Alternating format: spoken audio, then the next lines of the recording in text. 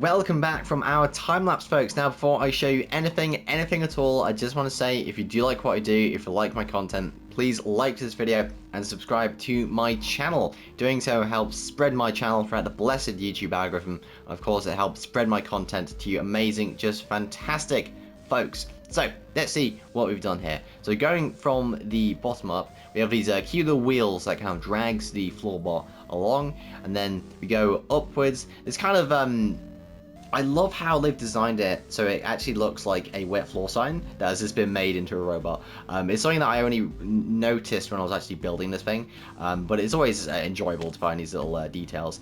So, of course, we got a little pixel art version of the wet floor sign over here. I wanted to keep it more stylistic, just so it didn't look a bit weird, because sometimes when you put lettering in a very kind of, not small, but medium-sized build, it can look a bit derpy, so I decided to make it more stylistic and use more pixel art for the kind of imagery on the bot itself. So we go further up, and we see its beautiful, mouthless robotic face, which kind of where it gets its cuteness from. This little character is a bit of a meme in the Five Nights at Freddy's Security Breach kind of arena, so to speak. So of course we have these little speaker light things on the top here, and of course there wasn't really too much to put on the back here. It's very kind of smooth textures, things like that. So there we go. This has been a fantastic build to do. I'm trying to get all the side characters out of the way before I do more main characters like Freddy Fazbear and Roxanne Wolf and stuff like that. So this was always a welcome addition to our growing collection. So that has been our build for today, the wet floor bot from Five Nights at Freddy's Security Breach. I want to thank you so much for watching this video, and of course, if you do like what I do, please like this video and subscribe. My name has been Dr. Wasabi. I wish you a most pleasant good evening. Of course, as always, God bless.